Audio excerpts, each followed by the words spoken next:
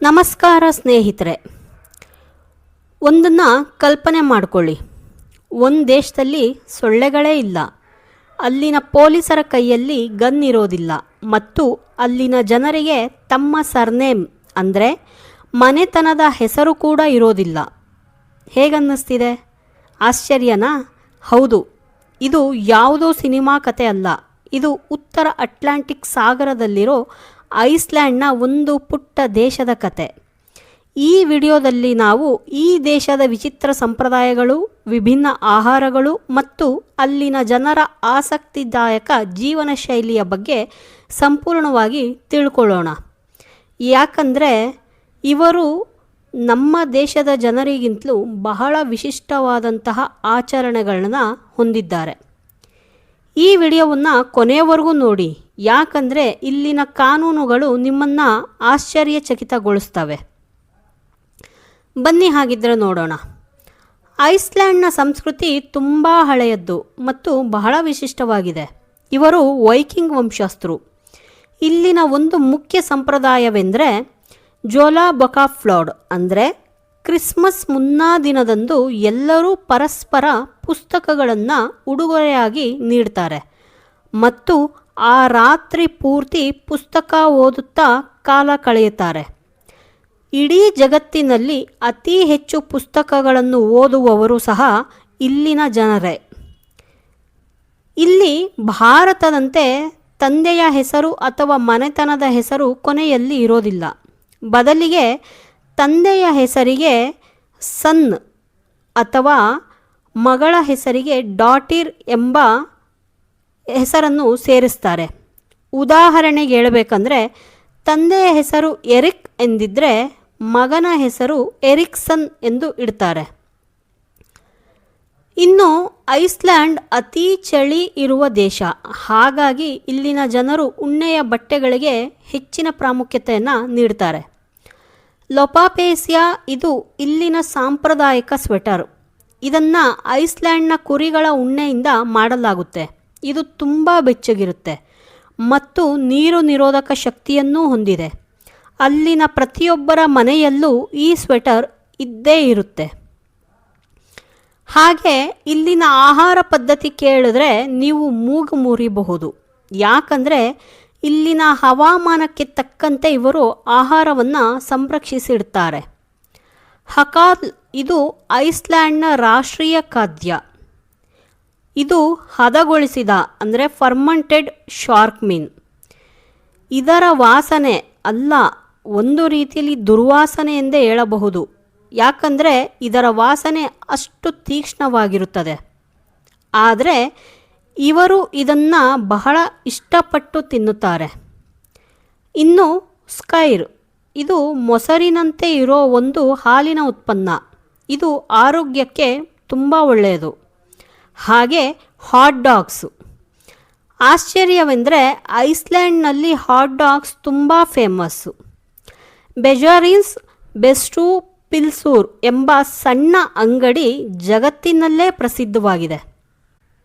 ಹಾಗೆ ಇಲ್ಲಿನ ಜನರು ಬಹಳ ಕಟ್ಟುನಿಟ್ಟಾದ ಮತ್ತು ವಿಚಿತ್ರವಾದ ಕಾನೂನುಗಳನ್ನು ರೂಪಿಸಿಕೊಂಡಿದ್ದಾರೆ. ಮೊದಲನೇದಾಗಿ ಮಕ್ಕಳ ಹೆಸರು. ನೀವು ನಿಮ್ಮ ಮಗುವಿಗೆ ಇಷ್ಟ ಬಂದರ ಹೆಸರು ಇಡುವಂತಿಲ್ಲ. ಸರ್ಕಾರ ಒಂದು ಲಿಸ್ಟ್ ನೀಡುತ್ತೆ, ಅದರಲ್ಲೇ ಹೆಸರನ್ನು ಆಯ್ಕೆ ಮಾಡಬೇಕು. ಇಲ್ಲದಿದ್ದರೆ ಸರ್ಕಾರದ ಅನುಮತಿ ಪಡೆಯಲೇಬೇಕು. ಇನ್ನು ಎರಡನೇದಾಗಿ ಹಾವು ಹಲ್ಲಿ ಸಾಕುವಂತಿಲ್ಲ. ಇಲ್ಲಿ ಹಾವು, ಆಮೆ ಅಥವಾ ಹಲ್ಲಿಗಳನ್ನು ಸಾಕು ಪ್ರಾಣಿಗಳಾಗಿ ಇಟ್ಟುಕೊಳ್ಳೋದು ಕಾನೂನು ಬಾಹಿರವಾಗಿದೆ. ಹಾಗೆ ಮೂರನೆಯದಾಗಿ ಇಲ್ಲಿನ ಪೊಲೀಸರು ಶಾಂತಿಪ್ರಿಯರು. ಅವರು ಬೀದಿಯಲ್ಲಿ ಗನ್ ಹಿಡಿದು ಓಡಾಡೋದಿಲ್ಲ. ಐಸ್ಲ್ಯಾಂಡ್ನ ಪದ್ಧತಿಗಳಲ್ಲಿ ನ್ಯಾಪಿಂಗ್ ಔಟ್ಡೋರ್ಸ್ ಅನ್ನೋದು ಸಹ ಒಂದು ಬಹುಮುಖ್ಯವಾದ ಪದ್ಧತಿ. ಅಂದರೆ ಮಕ್ಕಳನ್ನು ಚಳಿಯಲ್ಲಿ ಹೊರಗಡೆ ಮಲಗಿಸೋದು ಎಂದರ್ಥ.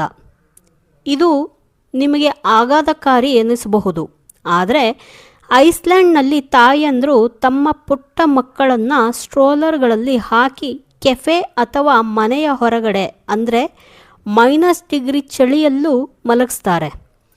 ಇದಕ್ಕೆ ಕಾರಣ ಏನಂತ ನೋಡೋದಾದರೆ, ತಾಜಾ ಗಾಳಿ ಸೇವಿಸೋದ್ರಿಂದ ಮಕ್ಕಳ ರೋಗ ನಿರೋಧಕ ಶಕ್ತಿ ಹೆಚ್ಚುತ್ತೆ ಮತ್ತು ಅವರು ಚೆನ್ನಾಗಿ ನಿದ್ರೆ ಮಾಡುತ್ತಾರೆ ಎಂಬುದು ಅವರ ನಂಬಿಕೆ.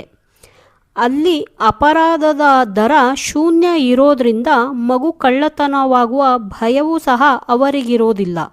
ಬಹುಶಃ ಈ ಕಾರಣದಿಂದಲೇ ಅವರು ಈ ಪದ್ಧತಿಯನ್ನು ಅಳವಡಿಸ್ಕೊಂಡಿರಬಹುದು.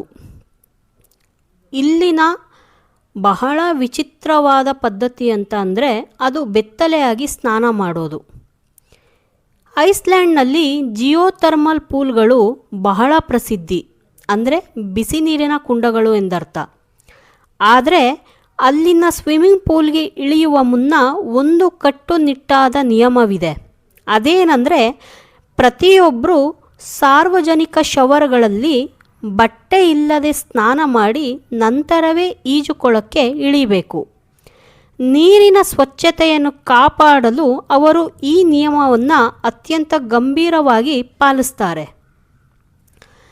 ಇಂದಿನ ಆಧುನಿಕ ಯುಗದಲ್ಲೂ 50%ಕ್ಕಿಂತ ಹೆಚ್ಚು ಐಸ್ಲ್ಯಾಂಡ್ ಜನರು ಹುಲ್ಡುಡ್ ಫೋಕ್ ಅಂದರೆ ಅದೃಷ್ಟ ಜನರು ಅಥವಾ ಎಲ್ವಸ್ ಇದ್ದಾರೆ ಅಂತ ನಂಬ್ತಾರೆ.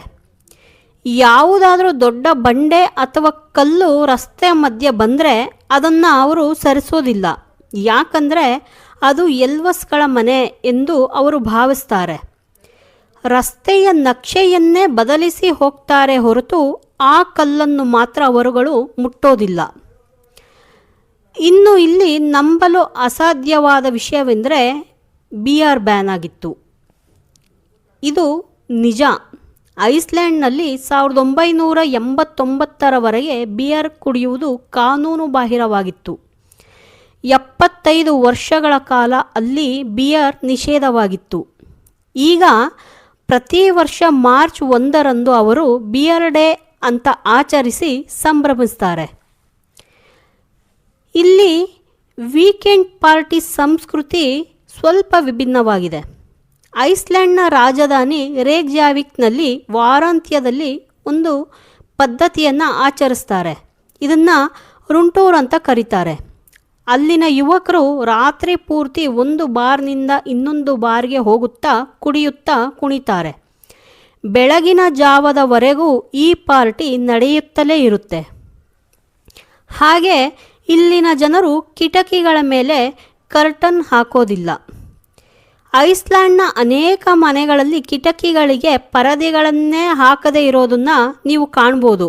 ಅವರು ತಮ್ಮ ಖಾಸಗಿತನಕ್ಕಿಂತ ಹೆಚ್ಚಾಗಿ ನೈಸರ್ಗಿಕ ಬೆಳಕನ್ನು ಪ್ರೀತಿಸ್ತಾರೆ. ಹೊರಗಿನವರು ಒಳಗಡೆ ನೋಡಿದ್ರೂ ಸಹ ಅವರು ತಲೆ ಕೆಡಿಸ್ಕೊಳ್ಳೋದಿಲ್ಲ. ಅಷ್ಟು ಮುಕ್ತ ಮನಸ್ಸಿನವರು ಅಲ್ಲಿನ ಜನ. ಇನ್ನು ರಾಜಕೀಯ ವಿಚಾರದಲ್ಲೂ ಸಹ ಇವರು ಬಹಳ ವಿಶೇಷ. ಯಾಕಂದರೆ ಜಗತ್ತಿನಲ್ಲೇ ಮೊದಲ ಬಾರಿಗೆ ಒಬ್ಬ ಮಹಿಳೆಯನ್ನು ಪ್ರಜಾಸತ್ತಾತ್ಮಕವಾಗಿ ಅಧ್ಯಕ್ಷರನ್ನಾಗಿ ಆಯ್ಕೆ ಮಾಡಿದ ದೇಶ ಅಂದರೆ ಅದು ಐಸ್ಲ್ಯಾಂಡ್. ವಿಗ್ಡೀಸ್ ಫಿನ್ಬೋಗಾರ್ಡೋಟಿರ್ ಅನ್ನೋ ಮಹಿಳೆ 1980ರಲ್ಲಿ ಅಧ್ಯಕ್ಷೆಯಾಗಿ ಆಯ್ಕೆಯಾದದ್ದೇ ಇದಕ್ಕೆ ಸಾಕ್ಷಿ. ಐಸ್ಲ್ಯಾಂಡ್ನಲ್ಲಿ ಮ್ಯಾಕ್ಡೊನಾಲ್ಡ್ಸ್ ಬಂದಾಗಿದ್ದು ಒಂದು ಕುತೂಹಲಕಾರಿ ಕಥೆ ಇದೆ. ಇದು ಯಾವುದೋ ಆರೋಗ್ಯದ ಕಾರಣಕ್ಕೆ ಅಥವಾ ಪ್ರತಿಭಟನೆಯಿಂದ ಆಗಿದ್ದಲ್ಲ. ಬದಲಿಗೆ ಆ ದೇಶದ ಆರ್ಥಿಕ ಕುಸಿತ ಮತ್ತು ಅಲ್ಲಿನ ಭೌಗೋಳಿಕ ಪರಿಸ್ಥಿತಿಯಿಂದಾಗಿ ಸಂಭವಿಸಿತು. 2008ರಲ್ಲಿ ಐಸ್ಲ್ಯಾಂಡ್ ದೊಡ್ಡ ಆರ್ಥಿಕ ಬಿಕ್ಕಟ್ಟನ್ನು ಎದುರಿಸಿತು. ಅಲ್ಲಿನ ಕರೆನ್ಸಿ ಮೌಲ್ಯ ತುಂಬ ಕುಸಿಯಿತು. ಇದರಿಂದಾಗಿ ವಿದೇಶದಿಂದ ವಸ್ತುಗಳನ್ನು ಆಮದು ಮಾಡಿಕೊಳ್ಳೋದು ವಿಪರೀತ ದುಬಾರಿಯಾಯಿತು. ಐಸ್ಲ್ಯಾಂಡ್ ಒಂದು ದ್ವೀಪ ರಾಷ್ಟ್ರ ಮತ್ತು ಅಲ್ಲಿನ ಹವಾಮಾನ ತುಂಬ ಚಳಿ ಇರೋದ್ರಿಂದ ಕೃಷಿ ಮಾಡುವುದು ಬಹಳ ಕಷ್ಟ. ಮ್ಯಾಕ್ಡೊನಾಲ್ಡ್ಸ್ ತನ್ನ ಬರ್ಗರ್ಗೆ ಬಳಸೋ ಮಾಂಸ, ತರಕಾರಿ, ಚೀಸ್ ಮತ್ತು ಪ್ಯಾಕೇಜಿಂಗ್ ವಸ್ತುಗಳನ್ನು ಜರ್ಮನಿಯಿಂದ ಆಮದು ಮಾಡಿಕೊಳ್ತಿತ್ತು. ಕರೆನ್ಸಿ ಕುಸಿತದ ನಂತರ 1 ಕಿಲೋ ಈರುಳ್ಳಿಯನ್ನು ಆಮದು ಮಾಡಿಕೊಳ್ಳುವ ವೆಚ್ಚ 1 ಬಾಟಲಿ ಉತ್ತಮ ವೈನ್ನ ಬೆಲೆಗೆ ಸಮವಾಗಿತ್ತು. ವಸ್ತುಗಳ ಬೆಲೆ ಹೆಚ್ಚಾದಂತೆ ಮ್ಯಾಕ್ಡೊನಾಲ್ಡ್ಸ್ ತನ್ನ ಬರ್ಗರ್ ಬೆಲೆಯನ್ನು ವಿಪರೀತ ಹೆಚ್ಚಿಸಬೇಕಾಯಿತು. ಇದರಿಂದ ಜನಸಾಮಾನ್ಯರಿಗೆ ಬರ್ಗರ್ ಕೊಳ್ಳುವುದು ಕಷ್ಟವಾಯಿತು ಮತ್ತು ಕಂಪನಿಗೆ ಲಾಭ ಕಡಿಮೆ ಆಯಿತು. ಈ ಕಾರಣದಿಂದ ಅಕ್ಟೋಬರ್ 30, 2009ರಂದು ಐಸ್ಲ್ಯಾಂಡ್ನಲ್ಲಿದ್ದ ಕೊನೆಯ 3 ಮ್ಯಾಕ್ಡೊನಾಲ್ಡ್ಸ್ ಔಟ್ಲೆಟ್ಗಳನ್ನು ಸಹ ಶಾಶ್ವತವಾಗಿ ಮುಚ್ಚಲಾಯಿತು. ಇಲ್ಲಿ ಒಂದು ವಿಚಿತ್ರವಾದ ಹಾಗೂ ವಿಶೇಷವಾದ ವಿಷಯವಿದೆ. ಅದೇನೆಂದರೆ 2009ರಲ್ಲಿ ಮ್ಯಾಕ್ಡೊನಾಲ್ಡ್ಸ್ ಬಂದ್ ಆಗೋ ಮೊದಲು ಜೋರ್ಟೂರ್ ಸ್ಮರ್ಸನ್ ಎಂಬ ಒಬ್ಬ ವ್ಯಕ್ತಿ ಒಂದು ಬರ್ಗರ್ ಮತ್ತು ಫ್ರೆಂಚ್ ಫ್ರೈಸನ್ನು ಖರೀದಿಸಿದ್ರು. ಅವರು ಅದನ್ನು ತಿನ್ನದೆ ಒಂದು ಗಾಜಿನ ಪೆಟ್ಟಿಗೆಯಲ್ಲಿ ಇಟ್ಟರು. ಆಶ್ಚರ್ಯವೇನೆಂದರೆ ಸುಮಾರು 15 ವರ್ಷಗಳಾದರೂ ಆ ಬರ್ಗರ್ ಇಂದಿಗೂ ಸಹ ಕೊಳೆಯದೆ ಹಾಗೇ ಇದೆ.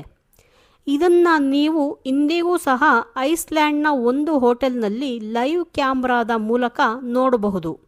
ಇದು ಮ್ಯಾಕ್ಡೊನಾಲ್ಡ್ಸ್ ಬರ್ಗರ್ನಲ್ಲಿ ಬಳಸುವ ಪ್ರಿಸರ್ವೇಟಿವ್ಗಳ ಶಕ್ತಿಯನ್ನು ತೋರಿಸುತ್ತೆ.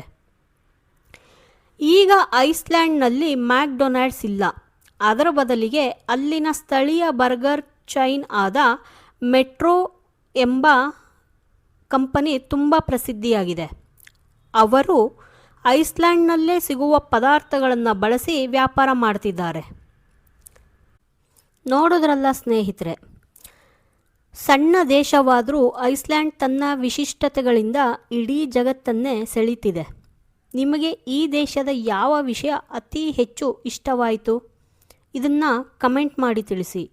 ಇಂತಹ ಮತ್ತಷ್ಟು ರೋಚಕ ವಿಷಯಗಳಿಗಾಗಿ ನಮ್ಮ ಚಾನಲ್ಗೆ ಸಬ್ಸ್ಕ್ರೈಬ್ ಆಗಿ. ಧನ್ಯವಾದಗಳು.